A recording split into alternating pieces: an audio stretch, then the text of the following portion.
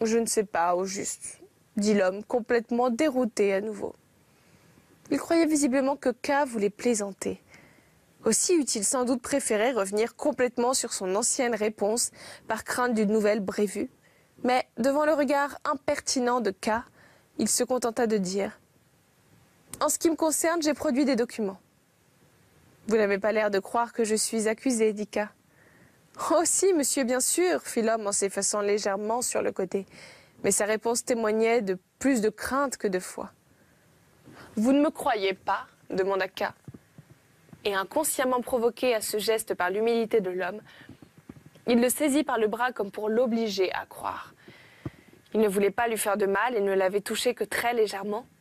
Mais l'homme poussa un hurlement comme si K l'avait saisi avec des tenailles rougies au feu au lieu de l'effleurer du doigt. Ce cri ridicule acheva d'excéder K.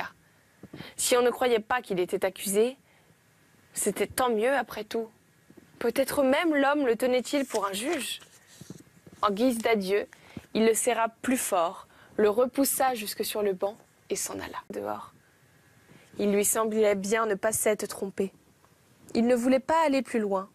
Il en avait assez, il se sentait suffisamment oppressé par ce qu'il avait vu jusque-là. Il ne se serait déjà plus en état de faire face à la situation s'il rencontrait un des hauts fonctionnaires qui pouvait surgir à tout moment de la première porte venue.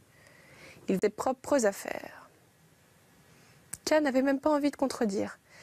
L'intention de la jeune fille était peut-être excellente. Elle visait peut-être à le distraire ou à lui donner le temps de se remettre. Mais elle avait raté son but. « Il fallait bien que je lui explique votre rire, dit la jeune fille. Il était offensant. »« Je crois, répondit l'employé, que ce monsieur me pardonnerait de bien pires offenses pourvu que je le reconduise à la sortie. » K ne dit rien. Il ne leva même pas les yeux. Il admettait qu'on parlât de lui comme d'une chose et préférait même qu'il en fût ainsi. Mais soudain, il sentit la main de l'informateur sur l'un de ses bras et celle de la jeune fille sur l'autre. « Allons, debout, homme fragile, dit le préposé au renseignement. Je vous remercie 1000 fois tous les deux, fit K en se levant lentement et en conduisant lui-même les mains de ses deux aides à l'endroit où il avait le plus besoin d'être soutenu. On dirait, lui souffla la jeune fille à l'oreille pendant qu'il gagnait le couloir. On dirait à m'entendre que je cherche à faire valoir notre préposé au renseignement. Qu'on en pense ce que l'on voudra, je ne cherche qu'à dire la vérité. Il n'a pas le cœur dur. Il n'est pas chargé de reconduire jusqu'à la porte les inculpés qui se trouvent mal. Et il le fait cependant volontiers. Peut-être personne de chez nous n'a-t-il le cœur dur. Nous serions peut-être disposés à rendre service à tout le monde, mais comme employés de justice, nous faisons souvent l'effet d'être mauvais et de ne vouloir aider personne. C'est une chose qui me fait littéralement souffrir. « Ne voulez-vous pas vous asseoir un peu ici ?»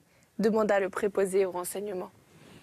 Ils étaient déjà dans le couloir et juste en face de l'accusé auquel K s'était adressé en vue. Il n'entendait qu'un regard vrombissant qui semblait emplir tout l'espace et que perçait incessamment une sorte de... L'oncle qui s'était accroché au bras de K pressa moins violemment son neveu de question. Ils allèrent même au moment sans parler. Mais comment cela est-il arrivé demanda-t-il finalement en s'arrêtant si net que les gens derrière lui se détournèrent de leur route avec effroi. Ces choses-là ne viennent pourtant pas brusquement. Elles se préparent de longue date, tu as bien dû les voir venir, pourquoi ne m'as-tu pas écrit? Tu sais bien que je fais tout pour toi. Je suis encore un peu ton tuteur et jusqu'ici j'en ai toujours été fière. Naturellement, je suis toujours prêt à t'aider, seulement c'est très difficile maintenant que le procès est engagé. Le mieux serait que tu prisses un petit congé, que tu viendrais passer chez nous à la campagne. Je m'aperçois que tu as un peu maigri. À la campagne, tu te referas et ce sera une bonne chose, car bien des fatigues t'attendent encore. Ce séjour t'arrachera d'ailleurs un peu à la justice. Ici, ils ont tous les moyens possibles. Tu es en victime, forcément. Tout cela se passe automatiquement. À la campagne, ils seraient obligés de commencer par envoyer des gens ou de te réclamer par la poste, le télégraphe, le téléphone. C'est forcément d'un effet moins violent. Et si cela ne te libère pas, tu as tout de même le temps de respirer. Mais il pourrait m'empêcher de partir, déclara K un peu influencé par le discours de son oncle. Je ne crois pas qu'il le ferait, répondit l'oncle pensivement. Il garde assez de pouvoir, même en te laissant voyager.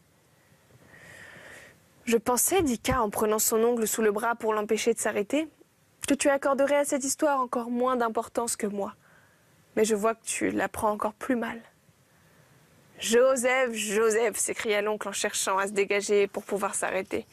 Du procès, ce que je ne comprends pas pour ma part, mais c'est secondaire. Je veux bien faire tout ce que tu me diras, mais je ne crois pas que ce séjour à la campagne